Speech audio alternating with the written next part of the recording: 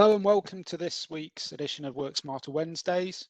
Thank you all for joining so promptly, and we'll get things kicked off.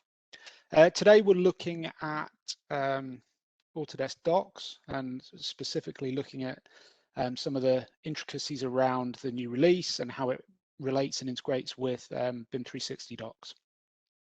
I'm Rich from the construction team here at Symmetry, and today I'll be joined by Martin Stoneham, who is a technology expert focused on the Autodesk Construction Cloud and BIM 360 products.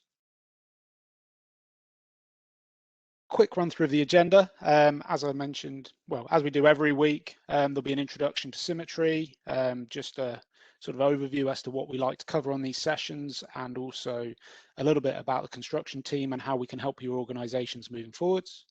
We'll then drop into an explanation of the recent changes to BIM 360 Docs and the Autodesk Docs platforms. Then Martin will go through an overview of Autodesk Docs and hopefully showcase how it could help you and help your team moving forwards. We'll then got quite a bit of time set aside for question and answer session. So if you do have any questions, put them in the chat during the presentations and we'll pick them up at the end and hopefully explain away any challenges you may have. So Symmetry as an organization provides solutions right the way through the building lifecycle process. So that's from initial specification, helping with the initial specifications from building owners or building occupiers. So helping with the writing of EIRs, AIRs, etc., through the design process, through the construction process, and also supporting the manufacture of products and offsite buildings as well where required. We provide a number of solutions. So we provide software. We're a very big Autodesk house. We're the biggest reseller in Northern Europe, Autodesk software. Alongside that, we provide training and support for the implementation of that software. But we also provide a range of other solutions aimed at helping customers operating in this space to best meet the requirements of BIM requirements, digital requirements they may be having moving forwards. We also have a consulting team, so we spend a lot of time with our team, sending our team out onto client sites, helping them to deal with any challenges they may have. And supporting that, we have project management, document management, and IT solutions to ensure the best and most efficient delivery of those products. So focusing on the construction team, this team was established at the start of the year really to provide solutions that meet the specific needs of the construction sector. So we've got guys, we've got the delivery team and sales team. Delivery team are all from industry. So got guys who have come from Skanska, Morgan Sindall, Balfour Beatty. They've been on site, they know what they're doing, they know how to deliver projects in a real world rather than just potentially the theory side of things. And then we've got a sales team who have been working in the AEC space for a combined total of over 50 years. So we've got guys who've been there, done it, and know what they're doing. We look to help in three main areas. So first and foremost, the implementation, adoption, training around technology. We look to find the right technology to fit the customer's needs and implement that to our best of our abilities. We do the project support piece as well, which is where we will sit with clients, understand how they're looking to deliver a project and potentially put a BIM manager and information manager on site with them to ensure that they can actually deliver these jobs in BIM compliant fashion. And then we have a digital transformation piece. So that's where we sit down with our clients and take a look at the technology they have in place at the moment for delivering, or the technology and the people, the processes they have in place for delivering projects at the moment, and look at how we can implement more technology to help those processes become more efficient moving forwards. And at the center of that is projects. So we will always start by asking our customers, what are they trying to achieve? What are you actually building? What is the best way to deliver this for your customer? What is the best way to deliver this for the users of the building moving forwards? You may recognize some of these buildings, but this is where we have been engaged with our customers and delivering technology, delivering services in order to make these buildings, to deliver these buildings in the most efficient fashion possible. And we have a number of partnerships. So we partner with a lot of technology providers. As I mentioned, Autodesk being the largest partnership we have, but we also got partnerships with people like Dell, people like HP, Accruent, Trimble, Ideate Software. So a full range of solutions which we can implement in order to best meet your needs.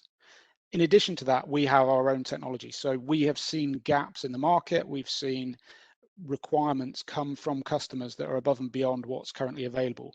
So we've developed the likes of Naviate and Sevilla to sit on top of the Revit products, to sit on top of Inventor and make those applications more efficient. So where it's been taking you 10 minutes to run a certain routine, we'll put these applications in place that reduce that down to 15 seconds and save you hundreds of hours across a year. And then we've got the CQ suite of products as well, which will help you manage your IT technology, manage the rollout of applications more effectively and efficiently, and also monitor the usage of those applications by your teams. So now I'll pass over to Martin, who will be giving us an overview of the BIM 360 and Autodesk Docs products and what the changes have been of late. So Martin, over to you. Cheers, Richard. Thank you for the introduction. And you'll probably see me just drop off there, guys. So if I do disappear, it will be my internet. So I will try and get back as quick as possible. Just a bit flaky for some reason. So yeah, guys, thank you for joining. Appreciate your time. Today, what we're going to do is just go over where these two platforms have come from, I guess. The free licenses that you have been given. Look at the differences. Look at how we allocate licenses out. Look at the difference between how they are allocated out as well. And then, as Richard said, we'll drop into the actual platform and I'll go through some of the sort of the key workflows and the key benefits of such a platform. So let's start here. This is the slide that I always present on, and I actually think it's probably the most powerful part of any part of the actual either platform, and that's making a complex seem simple. Platforms can have all the bells and whistles and all the great functions and features, but if it's not intuitive, it's not easy to use, not only for the people to set it up, for the end users, you'll struggle with adoption. And this comes across when I speak to customers, they struggle with this on other platforms, is around getting people to buy into it. We're already busy, so if you're causing me more delays and it's hard for me to navigate, then reality is people will bypass the platform. And Autodesk have absolutely nailed this with both platforms. It is very simplistic but very powerful at the same time.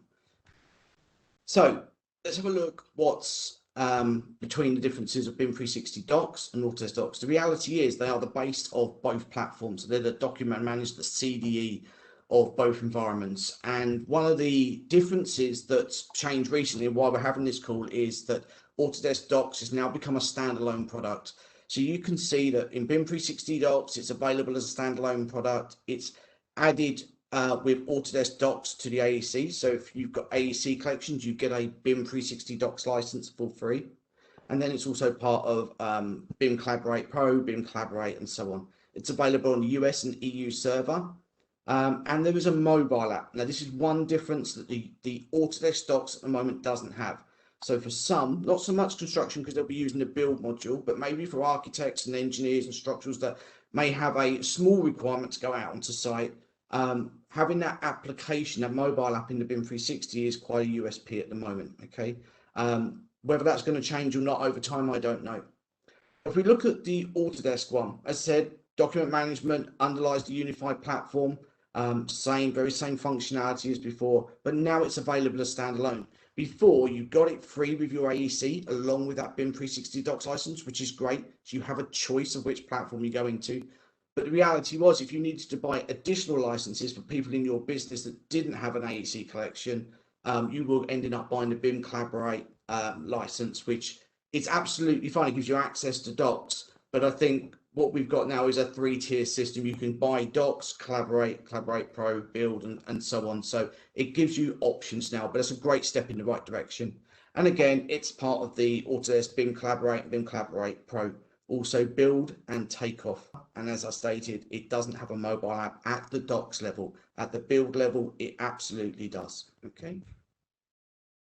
So two platforms. Let's have a look at that. So the first thing to note is they are two very separate platforms. Now, if you are an existing BIM 360 user and you want to go into the unified platform, that's fine, but you are going to have projects in each platform and they will not talk to each other.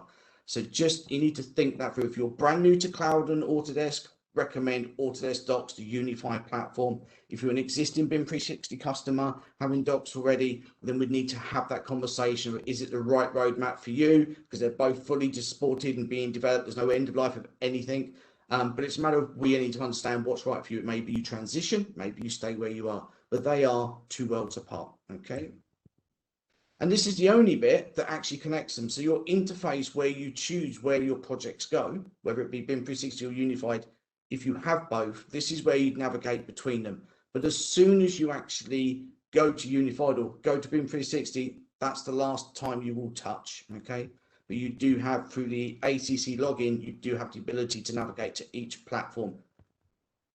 So what are the differences? So I've touched on one with the mobile offering at BIM 360 Docs level, which is, as I said, a USP. There is one other key difference, and that's in BIM 360 Docs, you can mark up on 3D models. Okay, I know that's coming. Don't know when, but I've had sort of insight into this, that the 3D markup capability is coming to Autodesk Docs. So it shouldn't be something that discourages you. It's coming. It will be sooner rather than later, but it's on its way. We look through some of these other changes. So sheet extraction in BIM 360 Docs does that. It needs to be into Build. If we come over into here, so Revit issues, the add-ins and the Navas add-ins, you require the BIM Collaborate. It works in BIM 360 as well. Okay. If we come down into here, different, look, I'll happily share this with you, but you can go through these and see which ones are different to Autodesk Docs to BIM 360 Docs. A great list of comparisons there. So Autodesk licenses, this is, honestly, it's probably the one question I get asked a lot. It is quite confusing. So if we just go through this in a few sort of simple steps, and I'll try and clarify as much as I can with regards to how this works. Okay. So the first thing to note, existing BIM 360 customers, nothing has changed with the way you allocate those licenses out.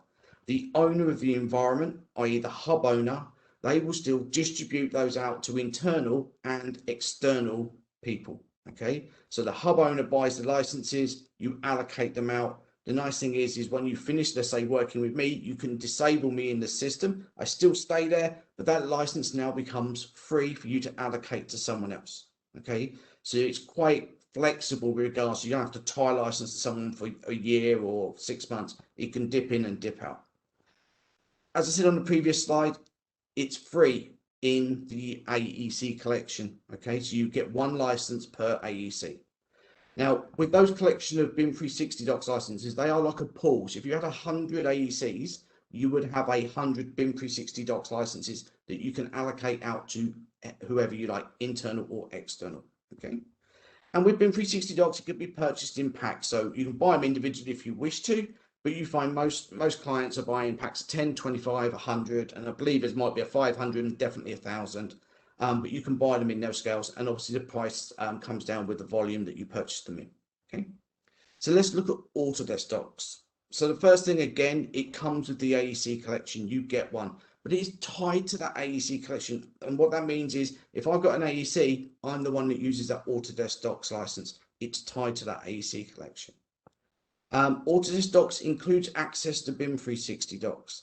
So what I mean by that is, now when you come to us and you go, I've got BIM 360, but I have 100 license. The reality is we will quote you Autodesk Docs licenses. It's exactly the same price and in the same packs now, but you will get entitlement to the same amount of BIM 360 Docs. So don't panic if you can't find it being advertised out there. It's absolutely still available as it's always been, but it's included in the Autodesk Docs subscription. Okay, let me just try and, I can't move myself. Again, Autodesk Docs is sold in packs. Now, Autodesk Docs in the unified platform is bring your own license. The idea is most people will have the ACs and they'll bring their own licenses, but now we're able to sell them in packs. The client, the hub owner, has the option to distribute those out now. So if they wanted to give them out in the same way they do BIM 360 Docs licenses, there is nothing to stop you doing that. Okay. So that sort of covers all of that. Any other, let me have a think. I can't think of any other caveats in there that I can think of. So BIM 360 Docs, same as it is. Autodesk Docs, it comes with the AEC. It's tied to the AEC user, but now you can buy additional packs. Okay, so it should be relatively straightforward. The Autodesk Docs license will still be aligned to that person. So one change actually is in BIM 360, you were able to over allocate licenses, Docs licenses, but you was, as per the terms, because you were responsible for making sure you've purchased the right amount. With the Autodesk Docs license, that I suppose that problem has been overcome. Okay, you can't over allocate Autodesk Docs licenses. So let's have a look just a little bit more what those two Autodesk Docs and BIM 360 Docs underpins and why we've got this unified platform. So first of all, if we look at where we are, as Richard said at the start, we're talking about early conceptual design right the way through the planning stages into the build, into one site with the construction companies and the trades, and then over the handover into operation. Now, you were capable of doing all of that in BIM 360, and it's still a very strong platform.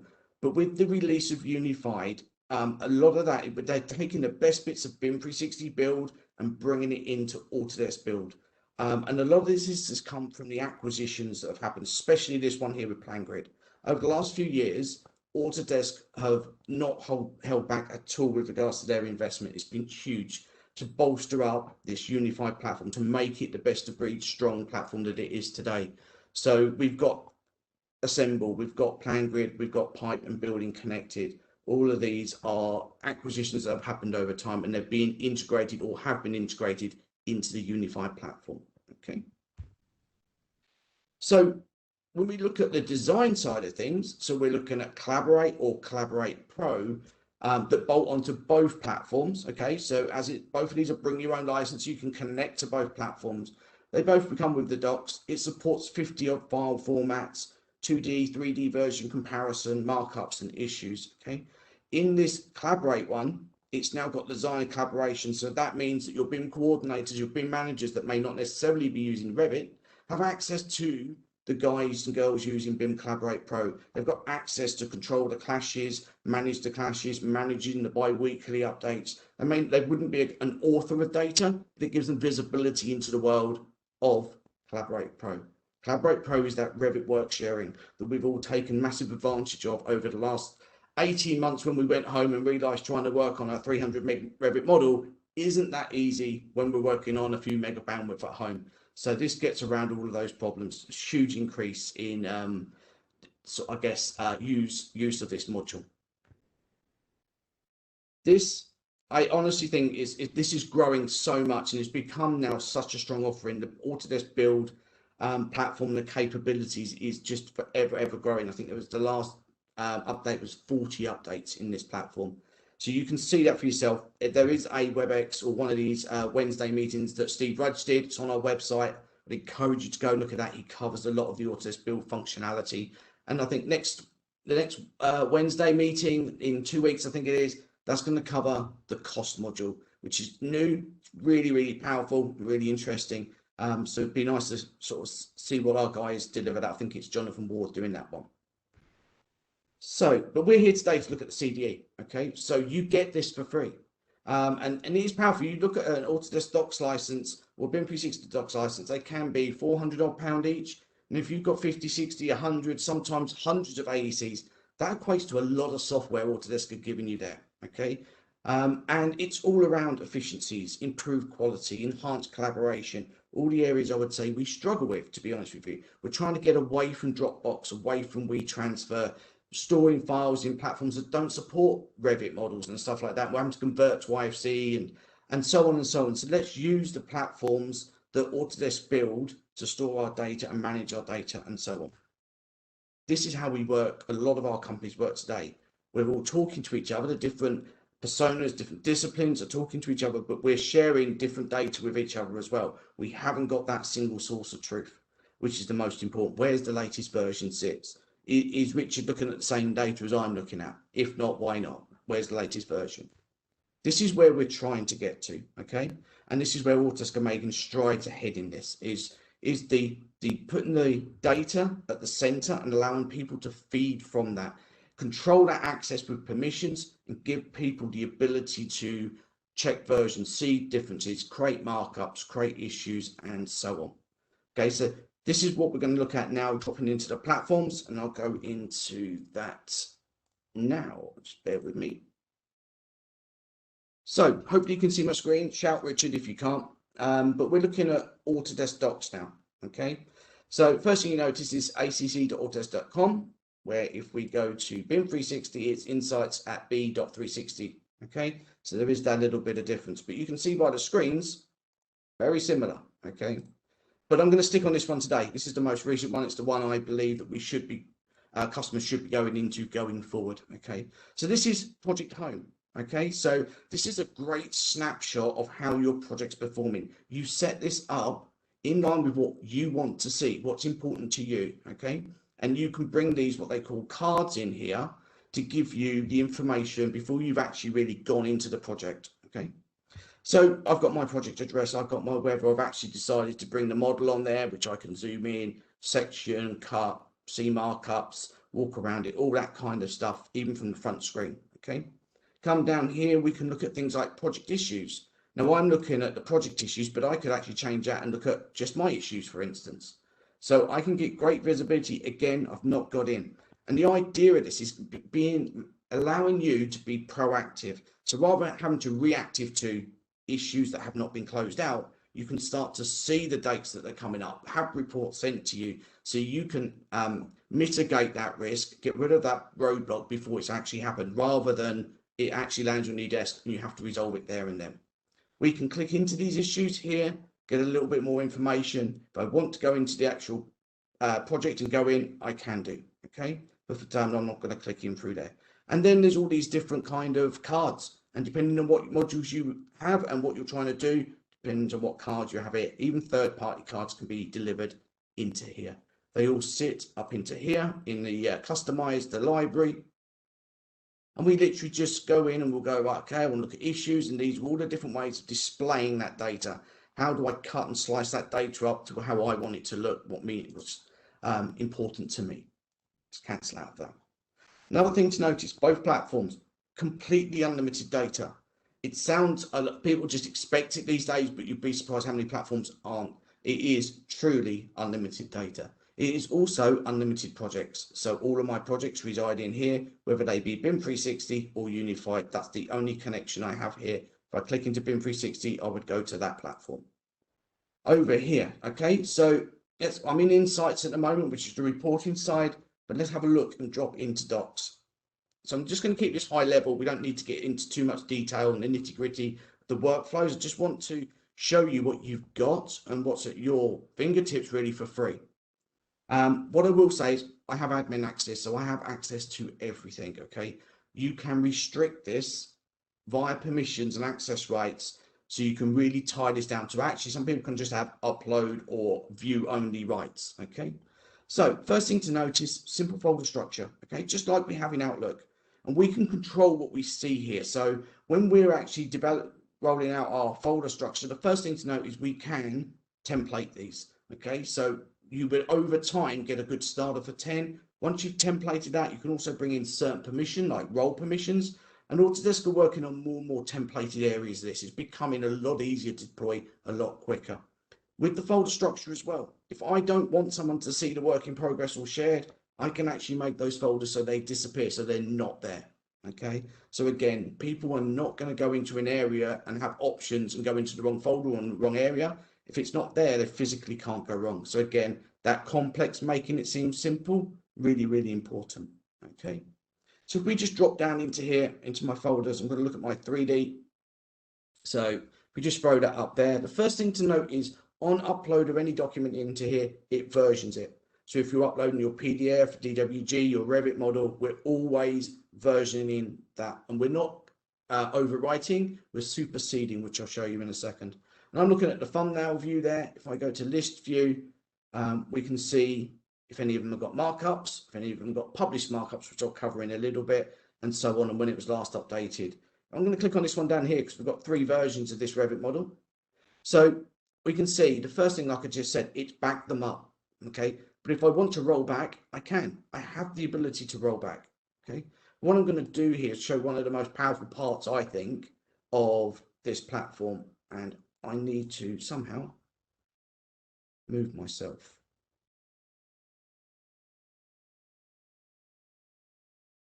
Any idea how to do that? There we go. Perfect. So I'm going to go compare. So this is where you would receive a PDF, a Revit model, DWG, and it might be version 2, version 3, and you're going, well, okay, well, what's changed? So you are very reliant on that person who's sending that over to you to explain in detail what's been changed. And the reality is they are likely to have missed things, not on purpose, it just happens. You are not going to trust that information. You're going to spend time and money going through trying to work out what the differences are. Okay, let the software do this for us. So what we've got here is the comparison. So if I just spin that around, bring that in. So the first thing to note, nothing's been added between version 1 and version 3, which we can see up that were version 2 and sorry, version 3. We can see 2 items have been removed and 16 have been modified. Okay, we can split this down via discipline. I've only got structure and architecture in here. I can even go into more granular detail and go through them in sort of a more filtered graph way. I can click on the items here, or I can go as a result of a tree. I can work through them here. Okay, if I zoom in and I click on that wall, I'm looking at version 3, but if I go back to version 2, you can start to see, if you look just there, you'll start to see the changes. Okay, so that's a pretty obvious change. Okay, so that would probably get flagged up. But if, for instance, we've got walls are like a little bit longer or a bit thicker, so additional materials, or we've changed the door out for a fire door, all of that kind of information gets picked up in here. So not only does it help you visually check, it can also catch or help you catch out any kind of cost changes which may slip through. You also have the ability to run them side by side, which is quite nice as well, so you can sort of see the changes there. So let's come out of that and let's have a look at the 2D functionality with regards to comparison, just as important. So we're going to look at a PDF, same scenario. Has it got markups? Well, this one has. They're private. And is there any published markups? Okay, again, we've got the revision, the versions in here. So we're not overwriting, we're superseding. And again, with the right permissions, I can make current a previous version. So I'm going to go compare again. And let's just go and compare this. So I'm just doing the same version or 2 different versions of the same PDF. You could be looking at a structure over mechanical here. You have the options to do that on the PDFs and so on. So what this is going to do is going to load it up. Version 1 is blue, version 2 is red. And what it's going to do in a few seconds is show me where those differences are. Okay, so this is where you would potentially print it off. I think it's having a moment, bear with me. Just do that once again because it just seemed to have a little bit of a itch there, bear with me. Let's try that once more. So while that's loading up, so this is where you'll receive version 1, version 2, version 3, and you're going to be printing these off.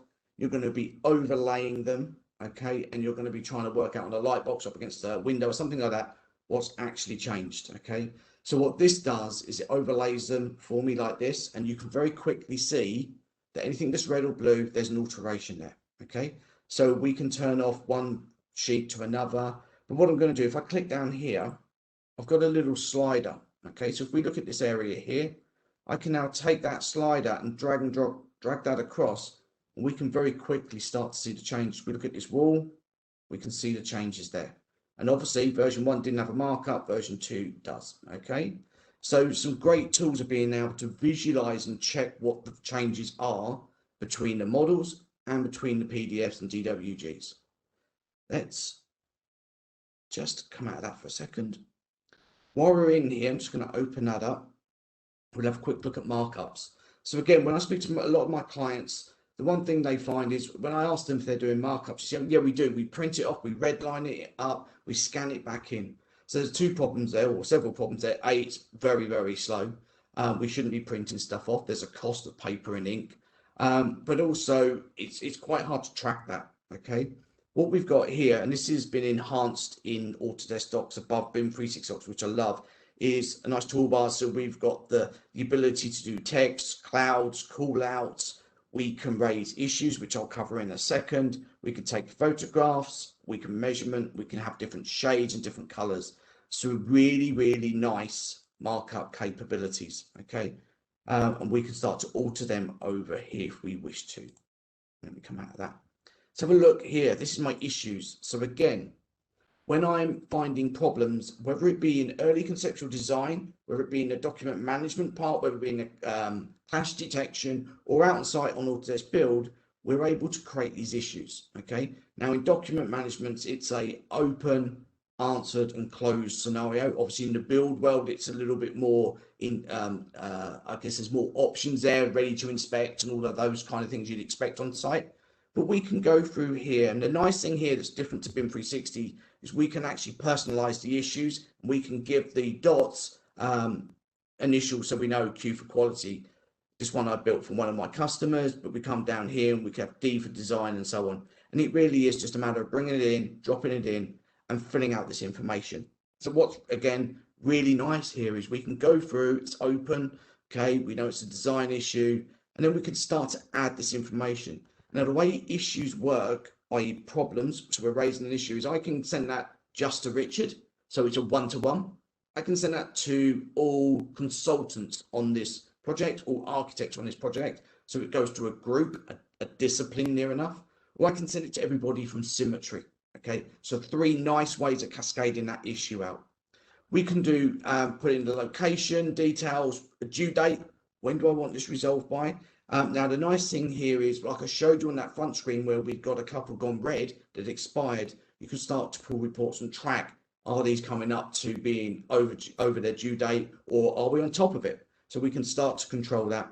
Start date, root cause. Root causes, I would say they're probably more for the construction side, but it's all around about pulling reports and mining that data that we're capturing so well now and using it to see what's going on. So if we're getting the same kind of issues being raised time and time again on multiple parts of the project and across multiple projects, we can start to do our own root causes, which you make them bespoke to you. We can pull reports off and go, actually, that problem, that issue arose 5 times on the last 2 projects. That's something we need to get out of the way. We need to take that risk out of the way. We need to resolve that problem, whether that be a training problem or whatever that would be. Okay. So we drop it in and we fill that out. And what we can also do, which is really nice, depending on what modules you've got, we can start to attach photos, we can attach files, we can attach it to RFIs, assets, and so on. And this is the beauty of that unified platform. We are connecting every single bit as and when, or if you ever need it. So if you are a construction company and you're using Autodesk Docs as well, from back office to on site, it's connected. Okay. So we've looked at markups, we've looked at issues. Issues can be dropped onto the 3D models as well. At the moment, not markups. Okay. And we've got an activity log on these issues, so we can see when that issue was raised, which is literally now, we can start to see the history on that. If I click on this one here, we can see, if I go into there, a little bit more history. Okay, so everything's auditable and trackable in here. That's the one, another big step in the right direction that Autodesk has done with this. Far more ability to mine that data, whether it be filtering to get to what's important to you, or whether it's reporting. It's taken a big step in the right direction there. So let's come out of issues, and I will actually drop down into issues. So I've shown you how to do it on, I've talked about the 3D version, I've talked about doing it on the 2D sheets, okay? But what we've got in the center here is unified issues, i.e. the issues could come from coordination, they could come from site, they could come from document management. We can manage those in here, okay? So I can then go in and I can filter in here and go, show me all commissioning issues. Boom, there I go, got all my commissioning issues, okay? So we can start to filter and get to what I want very, very, very quickly, okay? And the nice thing is we can actually see all the issues. It doesn't matter what module you've got, you'll be able to see them in here. So let's drop down into files, which is the CD part. So while it's loading, what they've done really well here is Autodesk have drawn a very defined line between what's in the back office and its document management and what's on site, what the guys who are building this stuff that's been designed have access to. And they've really, really sort of made that very clear in the unified platform. So this gives me access to the document management, which we've covered. Let's look at reviews. So lots of customers, when I talk to them, it's like, well, how do you do reviews? And it's like, well, we just do it via email. It goes off to someone, and then I chase them at the end of the week, see if it's been approved or they'll come back. That's fine. It's very manual. It's very time consuming because you're having to remember to chase. Even if you're sort of managing them via Excel, it's still down to human ability to chase it, time to chase it. It's not great. In here and in BIM 360, there's multiple different levels of review. So 1 to 6, so 6 stages. You can have a 2-step approval process, or 6. You can have group approval process as well in here. And the idea is you go in and you can create a report, and there you go. There's your steps there. So you create your reports. I'm not going to go through it because it takes too long, but you can create your steps in here. We can go next. And this is where we start to give it a name, a description. We can see who the initiator is, who the approver is, and then we can see who go on. It's either passed, failed, or passed with comments, and so on. Now, what is nice is we can also copy the approved files to a folder. So if you think that I've got these documents, wherever they exist in Autodesk Docs, I've brought them together, I've put them through a certain stage approval process, and they get approved. They get that stamp of date, version, time, green tick, happy days. But then what we're going to do, we're going to automatically have those moved to a different folder. So we could be taking these out of work in progress and putting them into our approved folder. And what's also nice in there, which I'll show you in a second, is you can subscribe to that folder. So you're not having to dip in and dip out and keep checking. It will tell you that those documents have landed. Okay, so again, automation all the way through. So let me just come out of that and go back to reviews. So, and there's all the review processes I've got. So I've got a list and a record of all of them that have gone on. Transmittals, it caters for transmittals. So again, bringing those documents together and giving people, groups access to them. Okay, so we're consolidating those drawings or technical transmissions or whatever they would be, technical specs. We bring them together, we give people access to them. Okay, so we can go in and create a transmittal, we add the documents, and then we can cascade those out. Okay, again, you'll notice all the ability to filter. We've talked about issues. Let's have a look at reports. So in the document management side of things, the reporting is mainly around the issue creation. Okay, so we've got all the reports that I've created before, but we can go in and create a detailed issue report, and we just go in and we give a start date and end date, or however we want to run that report, and we can schedule that to go out, or we can just press run report now and it will send it to us. Members and settings, we don't really need to go into. It's just for the admin side of things. On the reports, you've got templates as well. Okay, let's have a look up here. Really important. You'd be surprised at how many people miss this. Lots of great help and information in the actual platform itself.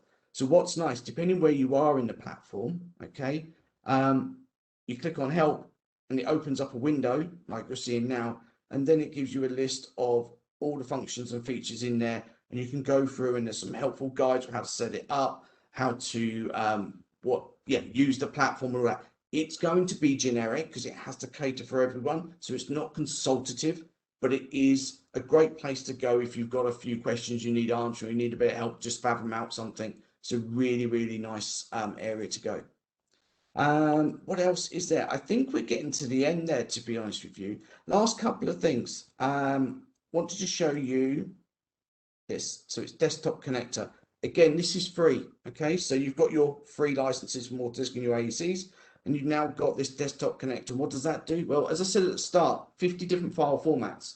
So there's or more plus. So it's pretty open. Okay, so if you search Google, go support file formats, it'll give you a list, and it's going to be ones that are storable and viewable, ones that are storable but not viewable, and then obviously there will be certain files that just cannot be pushed into here.